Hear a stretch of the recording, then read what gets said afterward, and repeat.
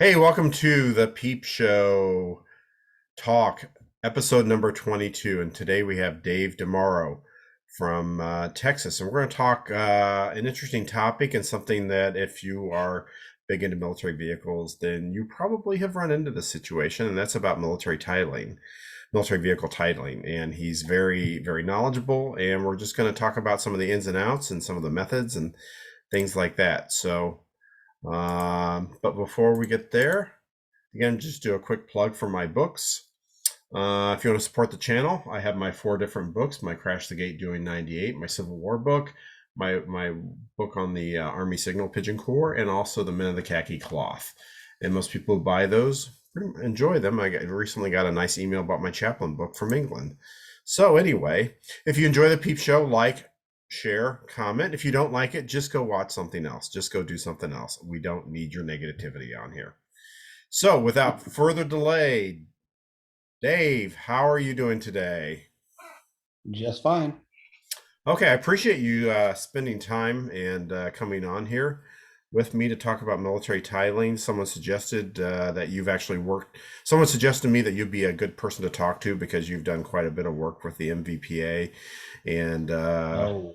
no, okay, maybe not with the MVPA, but with just in general, working with legislation and things like that. Yes. So, okay, the way that I see this, and I have a recent experience. I have in my hand, you can barely see it with the filter, but I have in the hand the title for my slat grill, which I bought it without a title very knowingly, but I also knew it was a very rare vehicle. It's a November 27, 1941 slat grill, and I knew that it would add quite a bit of value to it with the title, and I knew it would cost me quite a bit to get it, and it actually did. So anyway, what are kind of the where do we start with this? What's the Well, you're talking about titling a vehicle. yeah? Okay. Well, first of all, it depends on how much of the vehicle you actually buy. I've gotten Jeeps where they were rolling chassis. And I've gotten Jeeps where it was a frame and we started from that. So you got to start at the beginning and find out where the numbers are and if it's legal or not, because it you go to a junkyard and you get the body or whatever, and it might be stolen. I've run into that, and I've run into where on Humvees somebody would take the data plate off, and it's a police vehicle that was never supposed to be sold. Hmm. And so you got to make sure you start with a clean vehicle first of all, because you can put a ton of money into a vehicle, go to get it titled, and they come and take it away from you. I've seen that a few times with people buying, well, the police vehicles, the 1033 program vehicles. They're never supposed to be sold. They got to be turned back in, and people are buying these things expecting to get a title, and then they get a rude awakening. Hmm. But if you get a good title, or if you get a good chassis with a number on it that can be traced, you're depending on what state you're in, it's pretty straightforward. And some states are really easy, and some states like Michigan, Colorado, California, and Hawaii, you will never get a title and a legal title for a military vehicle in those states. I've seen so many shady situations that you got to shake your head and say, "Whoa," you Hmm. know. Yeah, with my slat, I got it with a bill of sale, and it was from the state of Illinois. So that I went through one of the title companies. Let's go to, and this is the company that I used. It ended up costing me about $900 plus additional $200 plus a few odds and ends. So I think I had maybe $1,100, $1,200 in it by the time I got it. And then it took me about, I started in October, mid-October, and I actually got the title in mid-February. And basically what you do is the way that these companies work, and I've used one also in the past for my WC-51. This was for my slat. Um, that basically they go to a state that has fairly lenient laws, and you submit paperwork to them, and basically they title it in their name and then they transfer it back to you. And that's what happened in this case, and actually has worked pretty well. Um, Although again, there's quite a bit of expense involved with it. It's basically a bonded title. Now, you can do that, but if you check out your local laws, like in Texas, now I'm only talking in the states I know. I don't know. I'm not making judgments on other states, but in Texas, all you have to do is fill out one piece of paper, go to a judge, Mm-hmm. and I think it's a couple $100, and they'll give you a bonded title right there. You do not need to go through Broadway or anybody else. It's a really straightforward system. Broadway is good for some states that are more restrictive, but like in Texas, all you got to do is, I think it's one piece of paper, a VTR form, and you go in front of a judge and they go, okay, how long have you had this vehicle? Is it yours? Okay, boom. And as long as nobody comes and gets it later, it's yours. And that's Mm-hmm. only, I think it's only $200 or $300. Mm-hmm. So I Yeah, would, Missouri has a similar process, but then you got to go through the whole process of getting the right judge, and no, it's really straightforward. It is a 1-day process in most times. And again, it depends on your state, but like down here in Texas, I had a museum volunteer. We Mhm. had a 80 86 Chevy truck, and I had it on this property, and I'd had it here for 10 years, and I didn't know where the title was. And then in the midst of one piece of paper and going to see a judge that does that for full time, he had the title. Mhm. And so the military vehicle, and again, it all depends on your state. Mhm. So if you do your research, you might save some money. Mhm. Okay, so what states do you think are probably some of the easier ones, and then what are some of the ones that are more difficult? The easier ones are Texas, first of all, and then you've got some of the states that I worked in to get the laws passed, like Kansas is real easy now. We got that law passed. North Dakota, Alaska's easy, and then Kentucky, Tennessee, Alabama, Georgia, and those generally states are pretty good. I hear New York's not that, amazingly enough, I hear New York's not that bad. Mhm. Yeah, actually, I've Now, heard stories of again, this gets in kind of the other other methods category. Apparently, if something about if a title, like they didn't issue titles before like 1967 or something like that, mhm. and I think there's some forms floating around that you can get put Oh yeah, names on and yeah. transfer, and I've heard of that working. That's It's kind of that other category. yeah. It's like some of the harder to get states is California. You'll never get one. Colorado, you won't get one until the governor changes there. Colorado and Michigan are states that can be changed as soon as the governor changes. Illinois and California will not change. But so what they do in those states is they'll get a post office box in another state, or get a LLC in another state. And like in Texas, you can get an LLC in an afternoon. It costs you $50, I think, and you can have all your vehicles plated off that LLC, and that's what people do. Hmm. Um, and you've got some people that will take a MB Jeep and have it titled as a CJ2A. I've seen that. And then when they get caught, you know, they'll go, oh, well, I didn't know. But that's what's been happening to states that don't allow military vehicles to get titled. I remember hearing something about people who own lots of exotic cars tend to go through Montana. Have you heard those stories?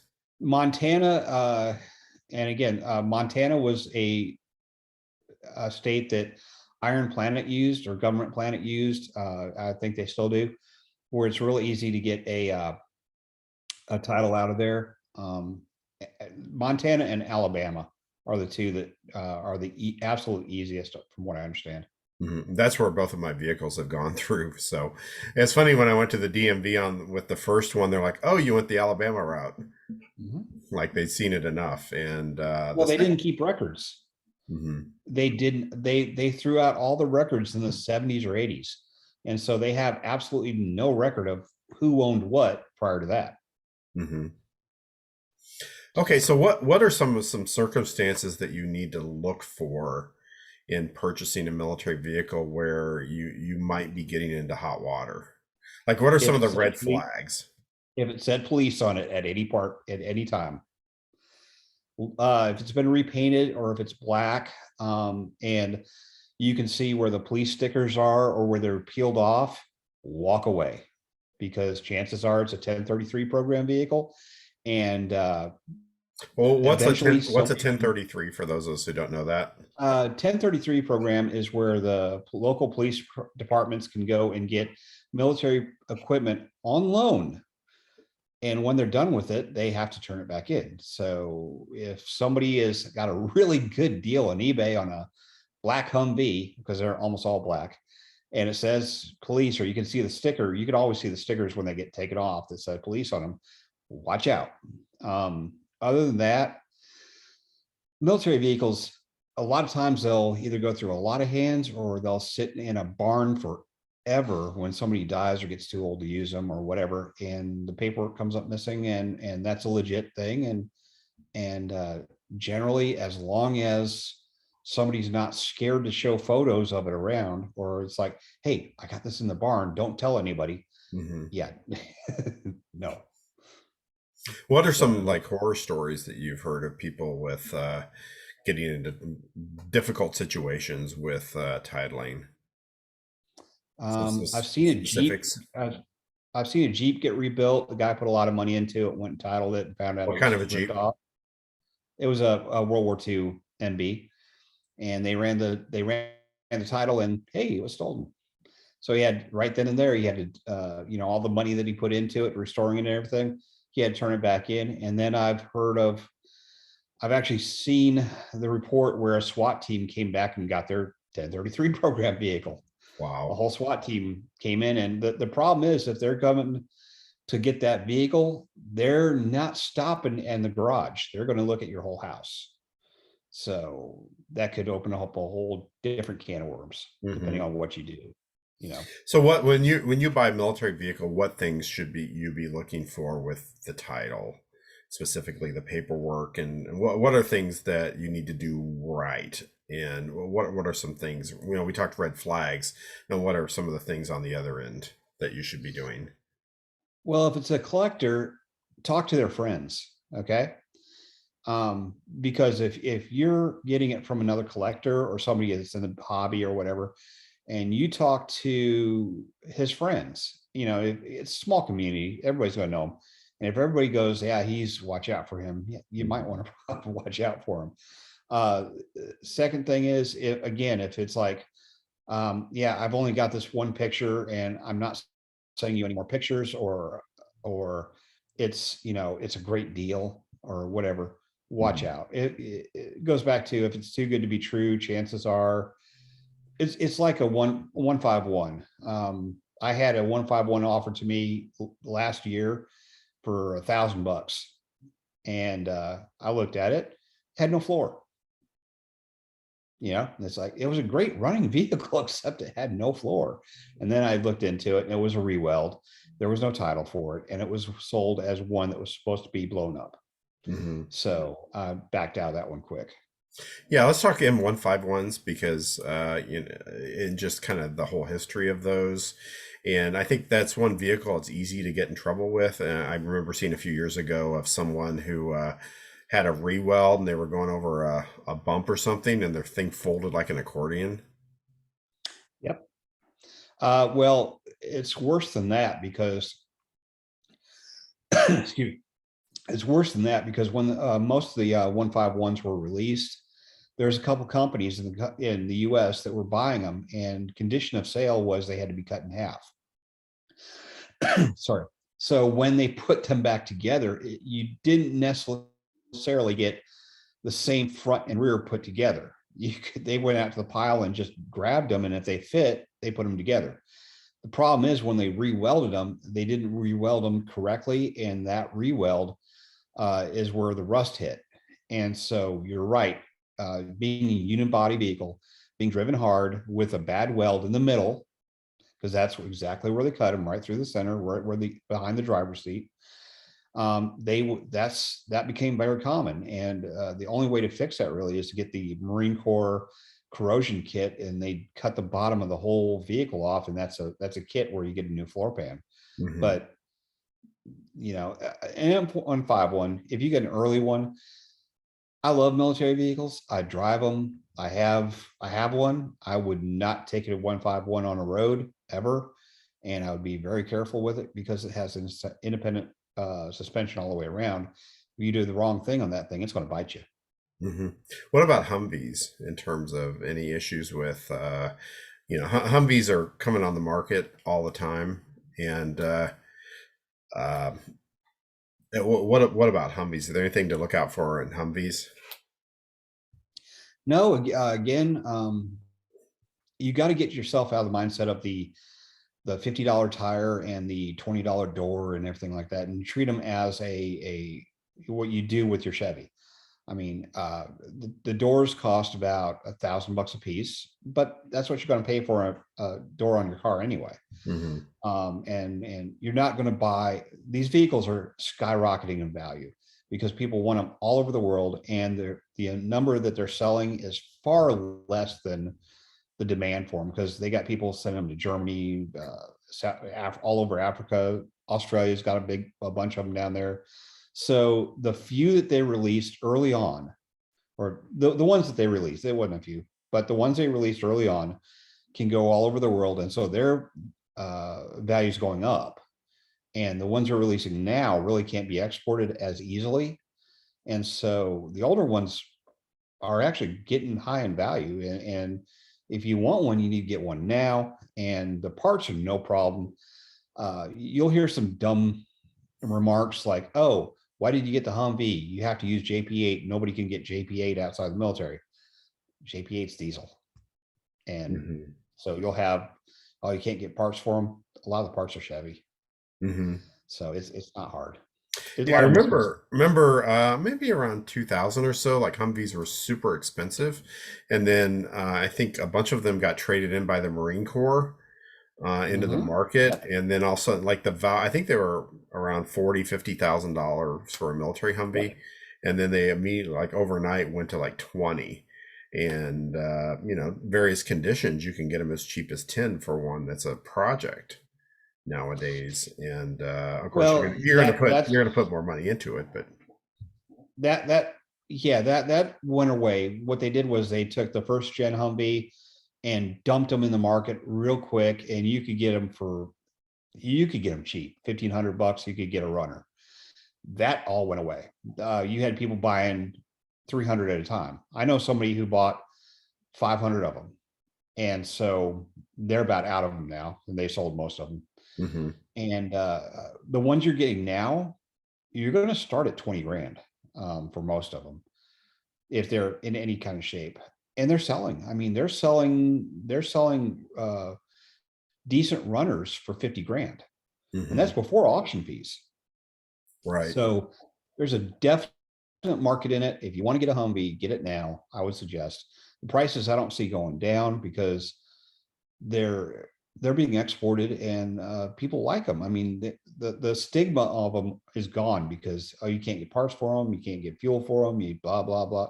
That's all gone. You have so many people that are rebuilding them, and there's businesses out of them now that they'll take them and they'll make them into dune buggies and off-road racers now, and throw Duramaxes and all sorts of other engines in them. Mm-hmm. So it seems like there's a bit of a hierarchy on how these things kind of come out. I know here in Missouri, my a couple jobs ago, I used to go to state surplus property in Jefferson City.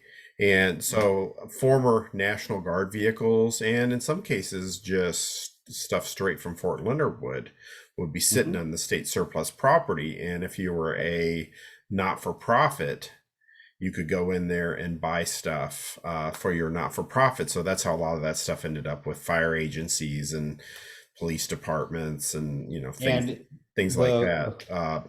and and the fire department thing where the Humvees could get fire department, that's directly because of me. Mhm.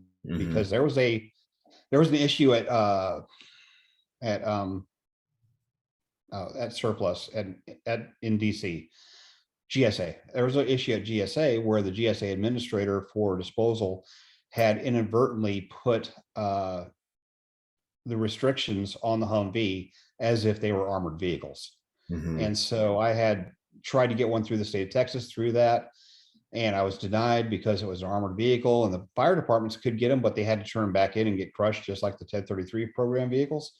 And so I confronted I actually physically confronted the head of the GSA, and he told me I didn't know what the hell I was talking about and this. So I showed him the paperwork, and he's like, wait, this is not what we put out. I'm like, yes, it is, sir. And so he checked, and he found out that his secretary had merged the armored and the non-armored vehicle section together. And that's why nobody was getting them. And within 48 hours, that had changed. And I had people that had worked for the GSA for 30 plus years call me at basically the middle of the night and said, how the hell did you do that?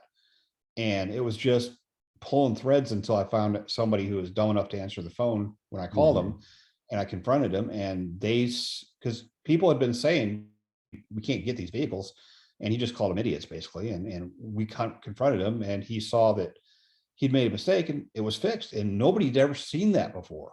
Mhm. How long ago was that? I pulled the thread. How long ago was So that?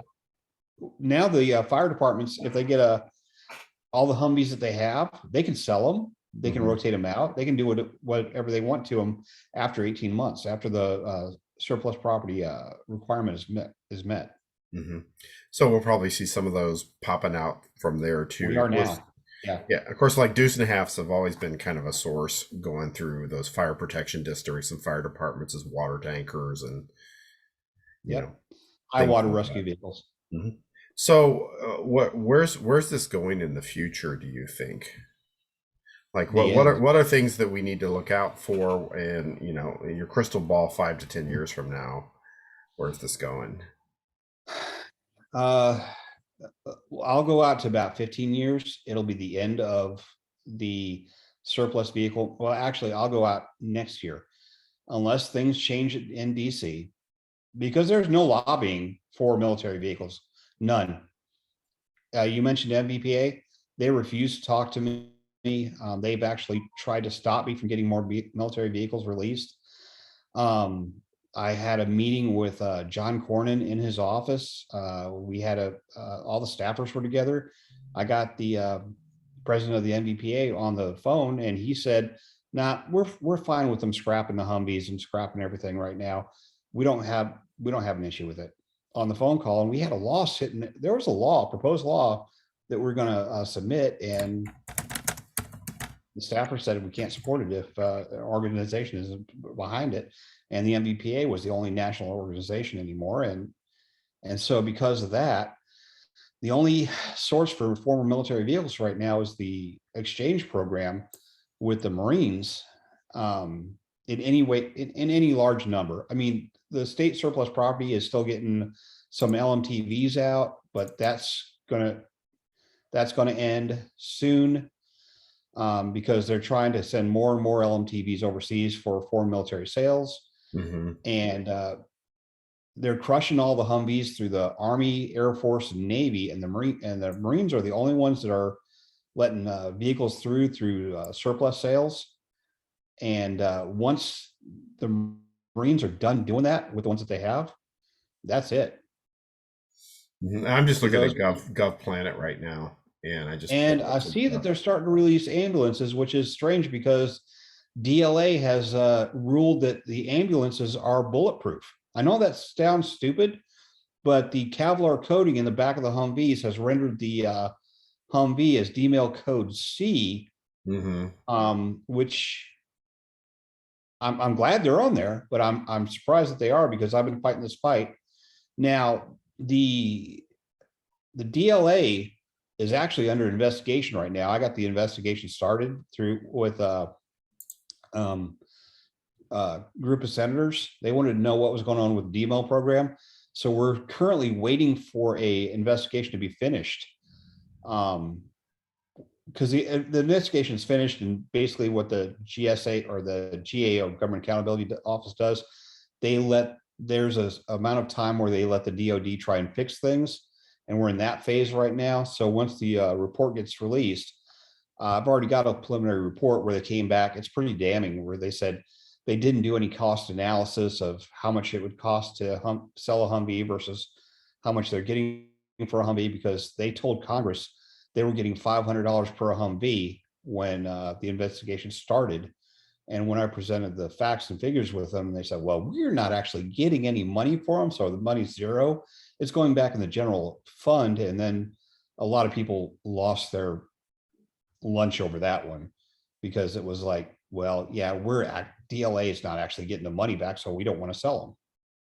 We prefer crushing them. And the GAO, or sorry, the DOD IG did an investigation. They found out that the head of the DMIL branch. See, that's not a military sale. That's a third party sale. Oh, okay. But what happened was the actual DOD DMIL branch got it. Supervisor stated that he didn't want to release any more Humvees or any military vehicles either, was because there's a chance that there may be an expended cartridge underneath the seat, like a 223 round, expended brass. And that was actually stated in the IG report. And then they asked him, well, yeah, but you sell millions of rounds of brass a year, so what's the difference? And at that time, he invoked the lawyer. He brought a lawyer into the investigation, and he quickly retired. Mm-hmm. So again, we're waiting for that investigation to be finished. If the investigation is fruitful, we'll see a lot more Humvees out for sale, like probably 10,000 more Humvees for sale. If not, they'll be crushed. So the govplanet.com, what website should you be looking at to see what? That's it. Oh, this is it. So Ritchie Brothers is the current contractor. Yes, Ritchie Brothers is out of Canada. They actually are Iron Planet, and their sub company is Government Planet. Now, I had a meeting with the CEO of Government Planet about 2.5 years ago, and we came up with a really good idea. At that time, about 3 years ago, at that time, every military vehicle that was sold was going to get a 1-year free MVPA membership, and they were going to pay for it. And that was killed by the president of the MVPA. Mm-hmm. So that was going to be a big thing for, if you bought a military vehicle, you get a free MVPA membership for a year. And I was told don't do it, so that never happened. Okay. And yeah, any advice for dealing with GovPlanet in terms of buying vehicles? And fly there and try and look at it. There's really only two places you can go to. That's Albany, Georgia, and there's one in Texas. And Albany, Georgia, and out in California. Okay. And if you can go there and take a look at the vehicle, because the vehicle, don't expect it to be in good shape. That vehicle right there would be a perfect vehicle to get to restore. I mean, the tops are around $2,500 for the complete kit with doors and everything. And all the other little stuff you can find. And that's the former up armored one too. Mm-hmm. And so that means that it's got a bigger engine in it, bigger suspension. Do not get caught up in the bling. If you got broken mirrors, if you got a couple broken gauges, that's all really cheap stuff. Mm-hmm. And people just get wrapped around that stuff. Here's the one in Texas. Yeah, and that's a first gen. That's an older one. And that's not supposed to be on there. Somebody is, yep. Because all those vehicles like that are supposed to go through GSA first for the states to pick up for nonprofits. So somebody slid that one through directly to GovPlanet. That's a former Marine Corps vehicle. Okay, that's how they did it. That's going through hooks. Yeah, that's going through a third party sale. If it was on the military base across the street, it was supposed to go through GSA. And I'm seeing stuff like that leak through. And we brought up to Congress, and they're looking into all that. Because all the stuff is supposed to go through. It's all supposed to go through the program to benefit the tribes, 501c3s, schools, all sorts of stuff before it gets handed out to anybody. So okay, so when you buy a vehicle with GovPlanet, then what paperwork should you get with it? You'll get an SF-97, and basically you take that. And again, it depends on your state. You take that SF-97 and you go and take it to your local DMV and pay your tax for it, and get a license or get a registration. Normally it doesn't. If your state is a good state, it's pretty good. What'll happen is you'll run into somebody who at your local county who's never done it before, and you just got to read up on everything, take your forms there, because you are expected to be the expert on doing this, not them. Do not expect the local chick there that is dealing with Chevys and Toyotas all day long to know what the heck a AM General truck is, because if she tries to type an AM General and it's like a 1991 or earlier 80s AM General vehicle, it will not be in the system, because the only ones that'll be in the system are the civilian H1s that were made for only a specific time. Those are the only ones going to be in there, and you do not want to be paying tax on those.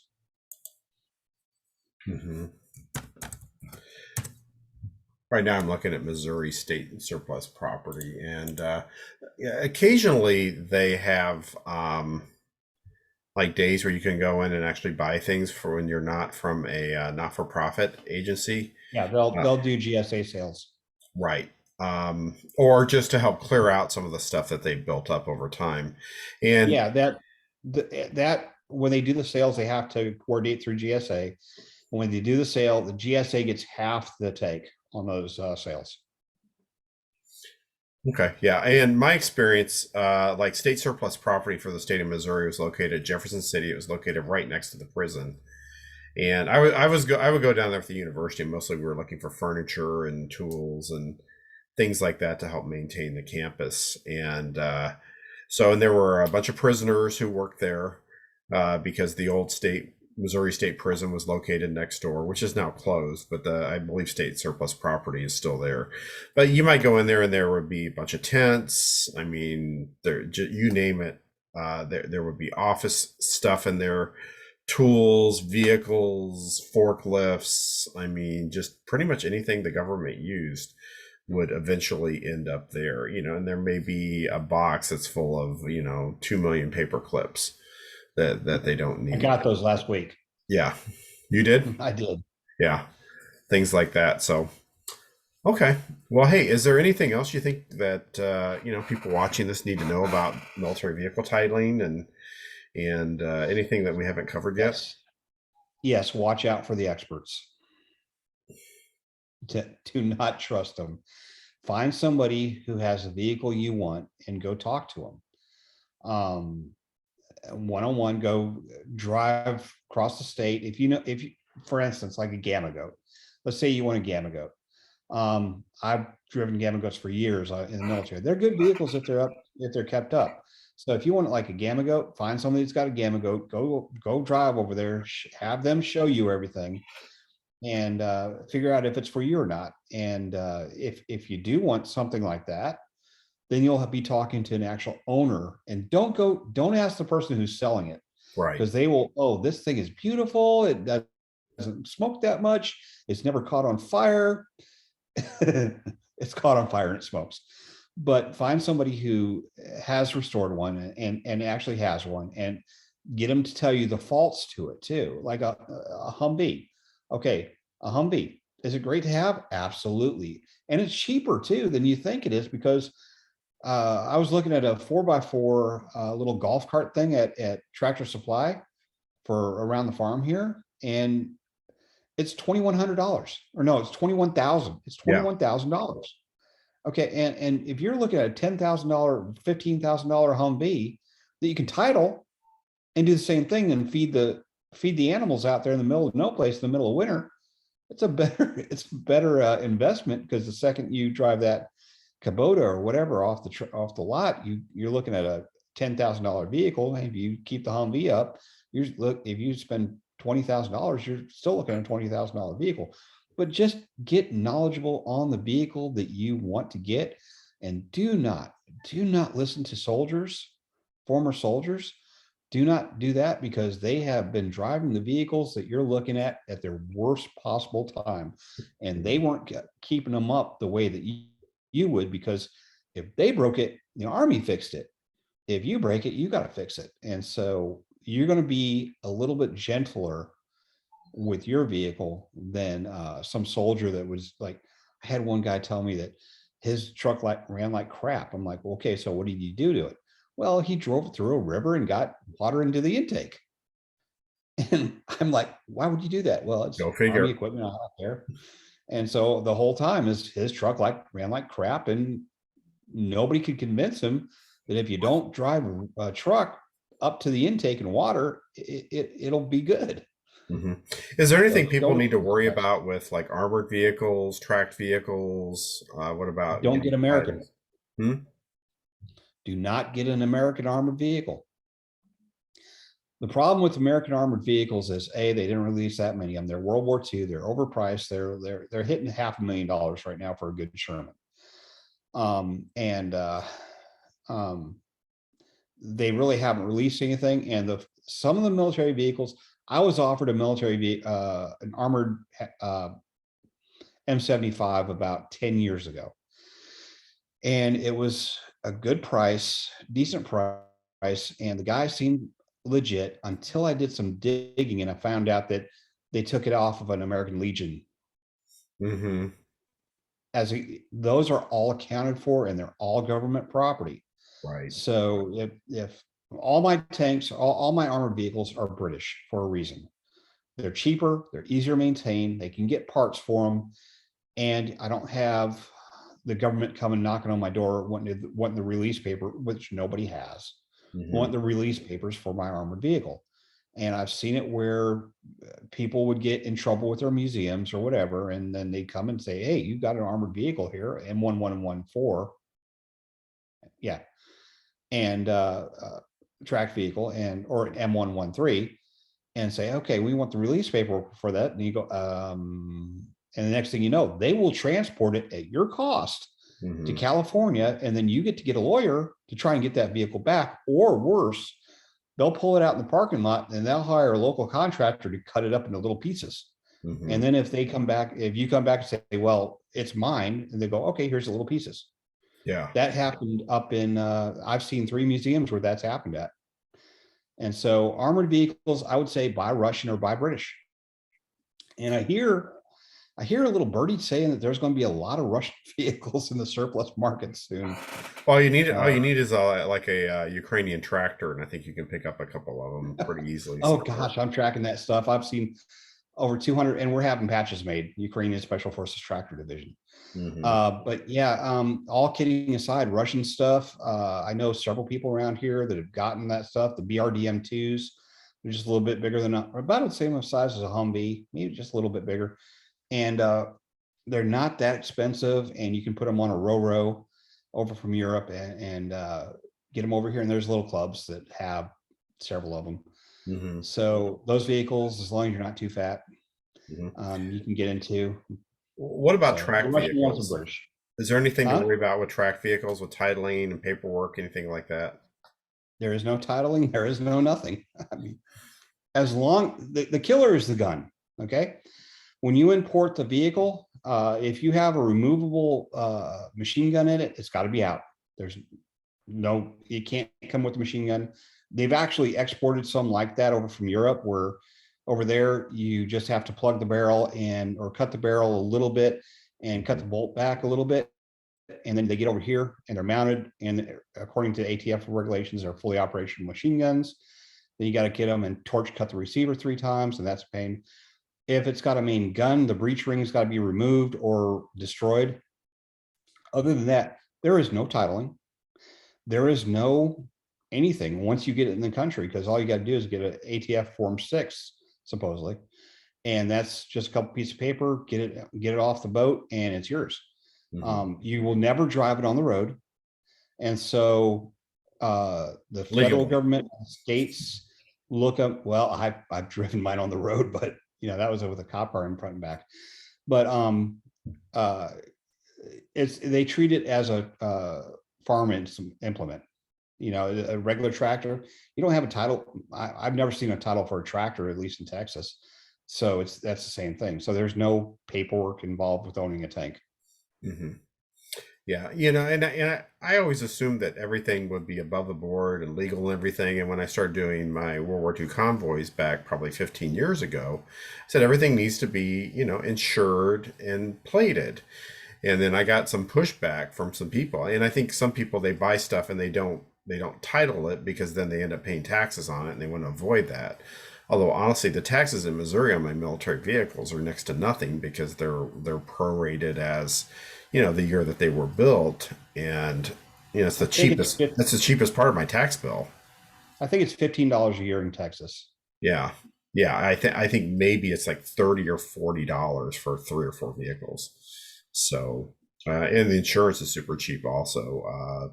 Depending upon what it's worth, but as long as and except for the few states that I haven't hit yet, when people contacted me and said, okay, we have an issue in North Dakota, we have an issue in Alaska, I helped with that. And I actually wrote the law in Kansas and Oklahoma. And I helped write the law in a few other states. If you have an issue, you don't need it. It would be really nice if we had a national organization that would do something, but that's not going to happen. They wrote that out of the bylaws. They can't even lobby anymore. They refuse to. The vice president used to have that as part of his duties to work in the legislature to get things like that done. And a couple of years ago, the guy that was in charge of that had it written out of the bylaws that he had to do any of that stuff, because it was just too hard, I guess.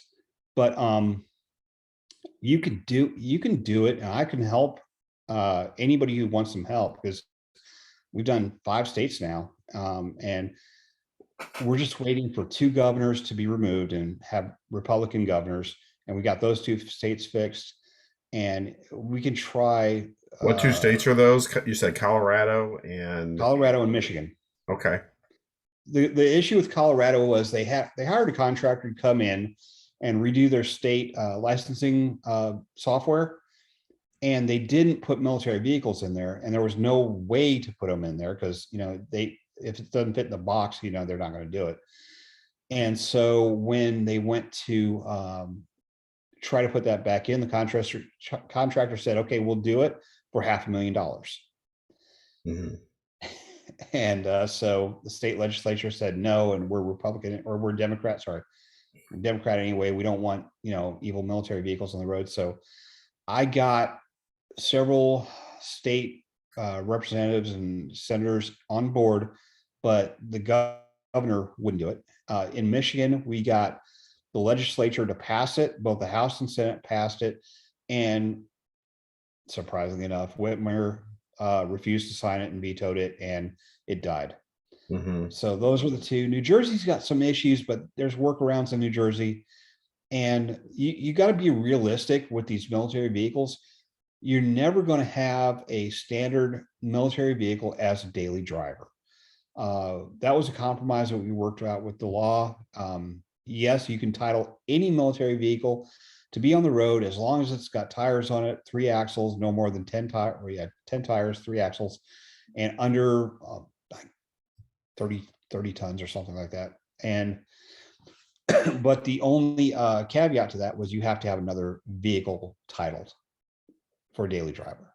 Mm-hmm. And that was a good compromise that we did. So we didn't run into any pushback. I remember something about importing vehicle. I think this was regarding VW Iltises, and like there needs to be like a certain year 25, prior to it has to be like 86 or something, like I forget what the number is. 25 years. 25 years. Okay. So it has to be, and that moves with the year. That moves with the year, and that's for an on-road title. Now, if you get a newer vehicle and you make some, it's complicated, but if you work with the Department of Commerce, to where it's not going to be on the road and blah, blah, blah, and you promise to destroy it after a few years, and then all of a sudden it's 25 years old, so you don't have to destroy it. You can do some of those things, but you gotta say, hey, we need it for a movie. Like they did with the Avengers and those Jeeps that they had at the beginning of the Avengers movie, the black ones, those were brought in from Gibraltar and modified, and machine guns put all over them. And they were stuck in the back of a prop warehouse for years. And I think they're coming up for that's what the story is. Mm-hmm. And they can't sell them, or they can't do anything with them until after 25 years. I'm looking up to see what those look like now. I guess here, let me screen share. They're extended wheelbase CJ Jeeps. Yeah. These things. Yep. Like those? No. Okay. Back to this one.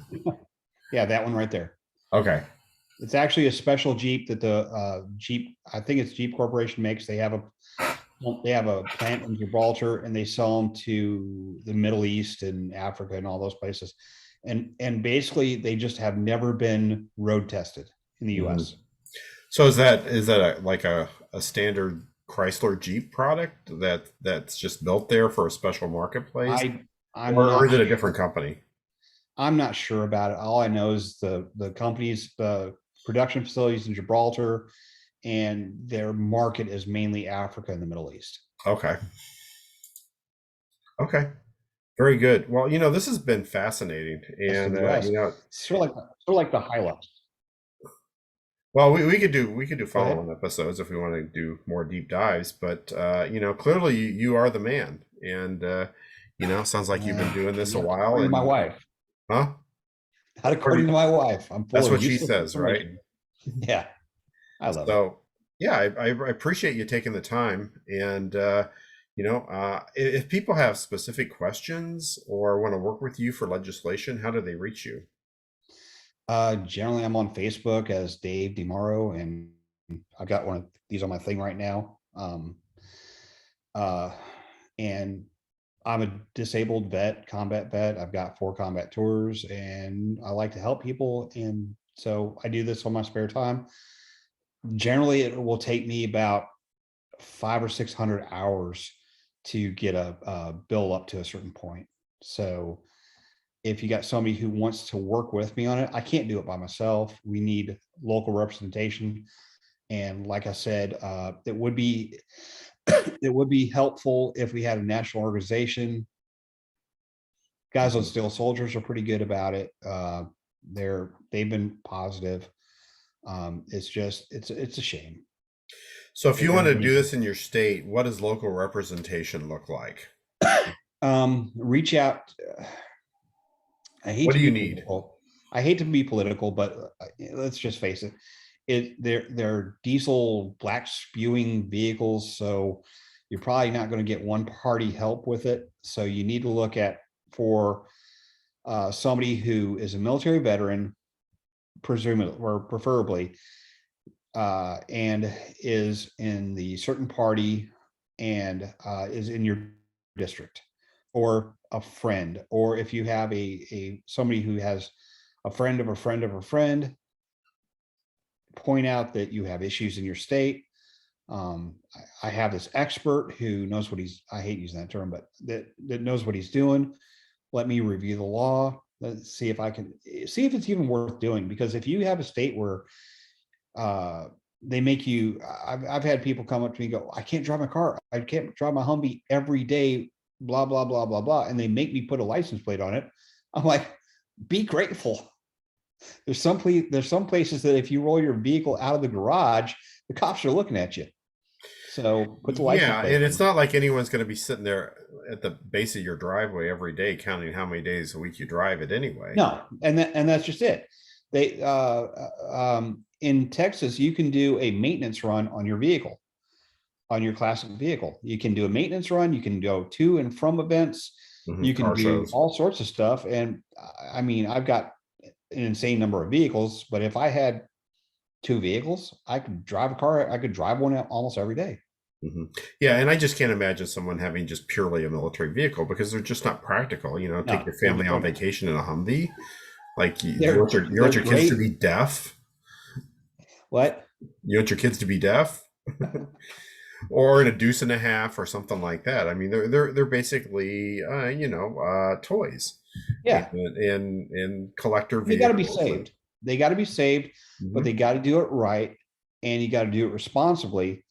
And you know, having going down the road with 12 machine guns hanging off of it, scaring people is not the way to do it. Yeah, or Uh, going in your parade with your blank fire 50 cal, shooting it off every once in a while. yeah, and you'll It's scare just horses, and stupid. next thing you know, you get well. Next thing you know, the parade's done. Yeah.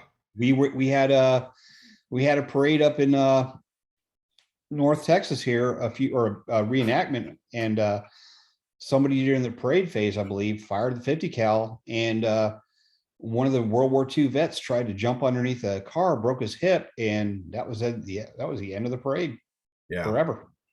I'm not a fan of sirens either, but that's, everyone puts a siren on the Um, military vehicle. I just don't understand it. It's just, I've I can got see if one it's an on. ambulance or military police uh, vehicle, but like every other command car has a siren on it, and I just don't quite understand that. we have a hand cranked one, but we're almost always by a fire truck anyway, so it really doesn't. Yeah. So we don't have the high powered one, but And not that many military vehicles have sirens anyway. I mean, oh, they don't. not that Yeah. many really. No, and it's the military vehicle is yours. You can do what you want with it, but you need to, if you're going to keep it military related, keep it military related. If not, don't. I mean, you can do some really cool. I've got an Avengers truck that's all kitted out completely with 50 cal and 2 saws and everything, and it looks cool. It drives kids, and it's got a story behind it. And I've got a field full of Humvees that are green and tan. They've all got stories. They're all worth saving. There's a civil war out there with some military vehicle owners, and it's sad that they call Humvees post-war vehicles. Now think about this. You've got a World War II collector, and I'm not throwing shade on anybody. All military, all green lives matter. But here's the problem that I run into. You'll have a World War II collector with a Jeep, great thing. Go up to a Humvee owner and call the Humvee owner a post-war vehicle. And you got to understand, how long was the Jeep, the MB or GPW, how long were they in combat? 4 years. As soon as World War II, as soon as World War II was over with, they junked those things as fast as they could and brought on the M38. Okay, because the MB and the GPW were brought in as an emergency measure. As soon as they got a chance to redesign it and redo it, it was gone. For the most part, National Guard reserves kept it for a little bit, but most of them just got rid of them as soon as they could get the M38 in. So basically, they've got 4 years of war, and they did a great job. But think about it this way: if you count up the number of years the Humvee's been in combat, It's like we're 40 at 30 years. years now. Yeah, 35 years probably. I mean, if you count Bosnia, the Cold War, Desert Storm, Operation Iraqi Freedom, OIF, in there's over four. I think there's 150 of them in the Ukraine right now. One was taken out yesterday. There's some great footage of one driving right up onto a BRDM2 and taking it out. Humvee Mhm. taking out a BRDM2. It's not supposed to happen. Mhm. But I saw footage of that yesterday. And so every vehicle has a story. Every vehicle should be respected. And some people take great pride in coming up to Humvee owners and going, or any modern military vehicle and go, oh, yours is post-war. Go over there. Mhm. And it should be all green lives matter. I have two Jeeps. I have two World War II tanks. I've got 6 other World War II things. And then I've got 45 Humvees. Yeah, I've got a problem. Mhm. But I love them all. And that's the way everybody should look at them. Don't, and the problem is that's destroying, in my opinion, that is one thing that's destroying the hobby right now, because you have a certain group of people who don't, I don't know if it's they don't respect them or don't want them in the club or the hobby or whatever, but it's tearing apart the hobby. Everybody should be together on this. Yeah, And well, and unfortunately they're not. people connect with vehicles for different reasons, and my stuff is Mhm. mostly World War II, just because that's, my father said in 1972 I'd be fighting World War II for the rest of my life.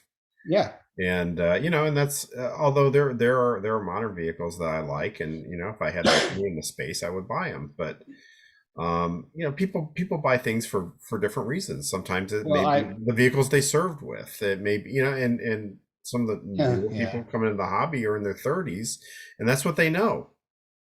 Well, one of the cool things is one of the trucks I have, I actually signed for in the mid '90s. I Hmm. actually was able to find the bumper number on it, and it was my truck in the fourth ID Hmm. on Fort Hood. So I actually am one of the very few ones that can say I actually drove this truck. But what I tell most owners is uh, military vehicles are sort of like girls. I mean, they'll take your time. If you're going to love them, but everybody has their idea of the perfect girl. Hmm. Everybody has their idea of the perfect military vehicle, and you shouldn't crap on any of them. I mean, they're all spec. I don't care if you got a Cushman. I don't care if you got one of the folding bicycles. Hmm. Everybody should be in the hobby together. If I got somebody, I collect mainly Humvees. I do have World War II stuff, but after driving Humvees, I'm kind of spoiled. But if somebody calls me from Alabama and they say that, hey, I have a problem, my World War II truck, I can't get it, whatever, I will spend some time trying to help them. Hmm. And it's unfortunately, if you call some people and say, hey, I got this problem, they get paid to do it. People pay dues to these people. If you go, hey, I've got a Humvee, can you help me? They'll hang up the phone on you. Hmm. And these guys got voted in to do a service for the hobby, and they will hang up on you. And I just have never got that. See, I used to be a correspondent for that other club. I found the patches the other day, official MBPA photographer and reporter. Hmm. And I've got stories I wrote for them. And this is not a dumping on the MBPA, because it's a mindset that needs change if this hobby's going to continue on, because I'm 50 something and you're getting up there, and I'm it only 57. takes it only takes 5 years. It only takes 5 years for a hobby to die. I've seen so many hobbies that I was in. Living history is almost dead.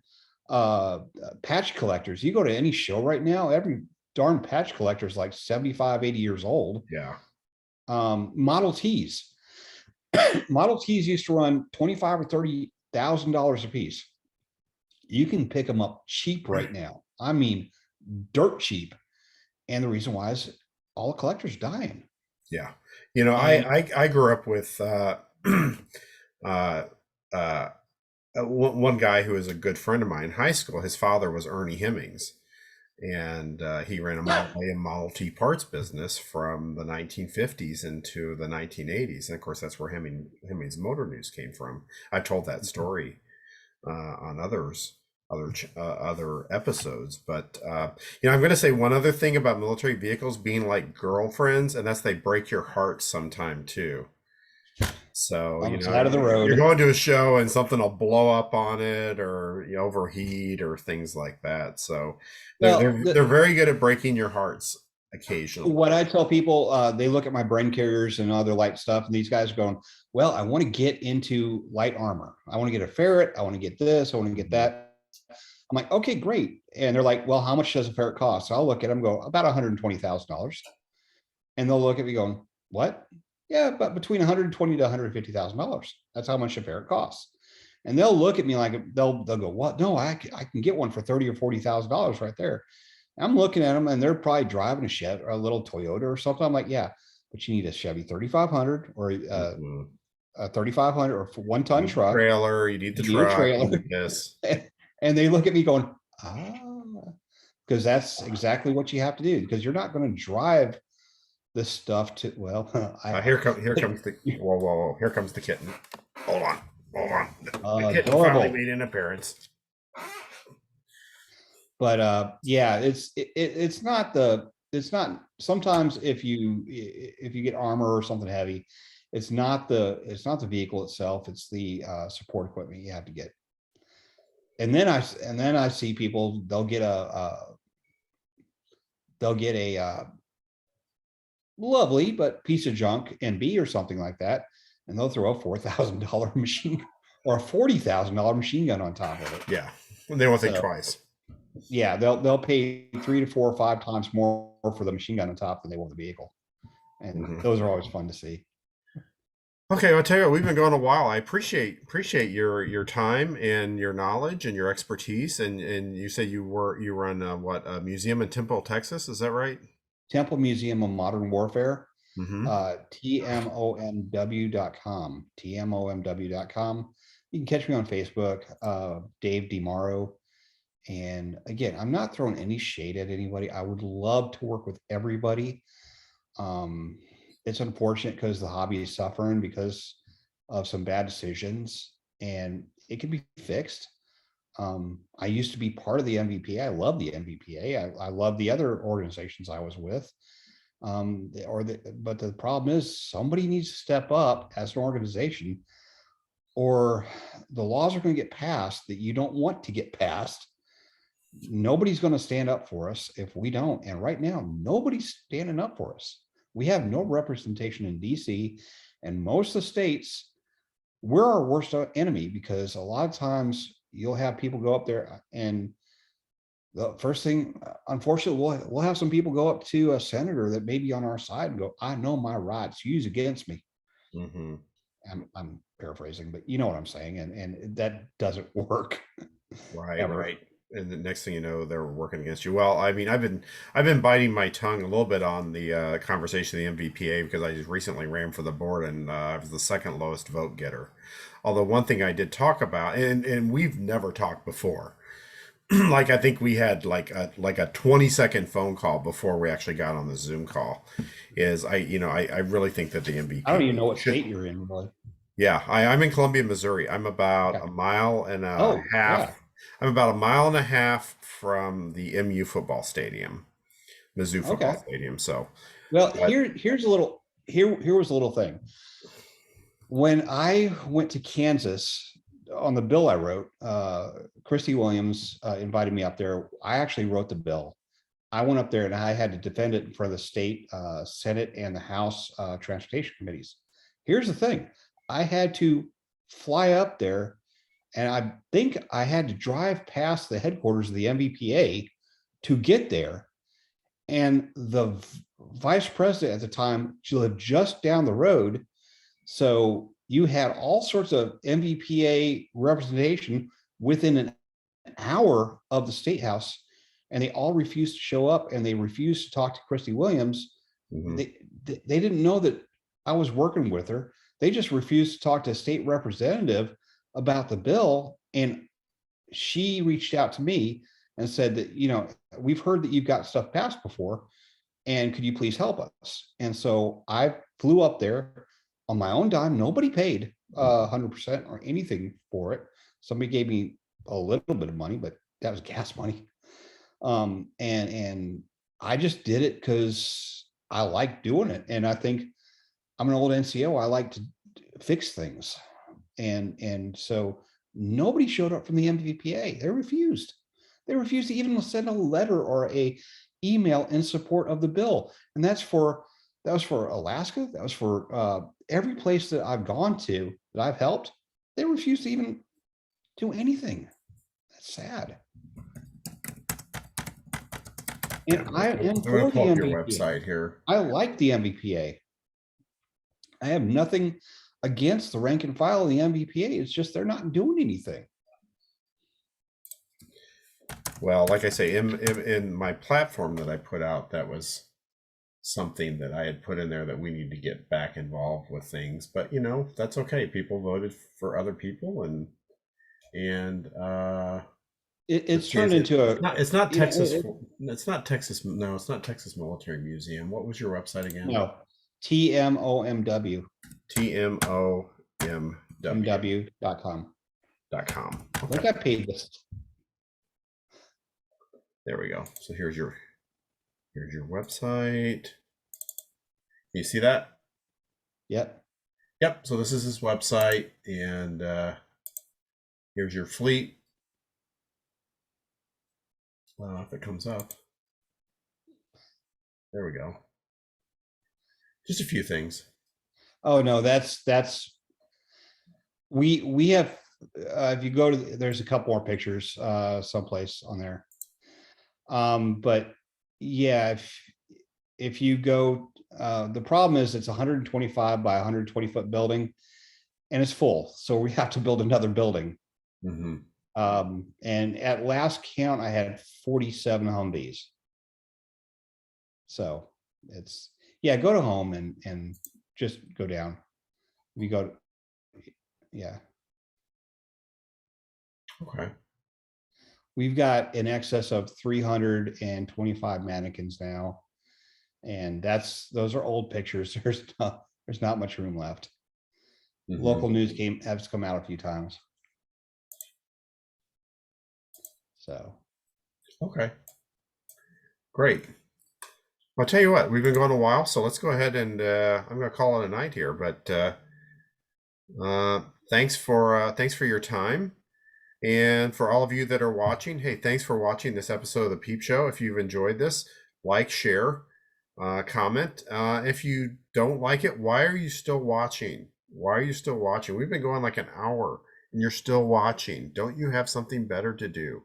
Go watch one of my cat videos. Go watch one of my videos about my kitten, which is actually going to get me monetized way quicker than this is.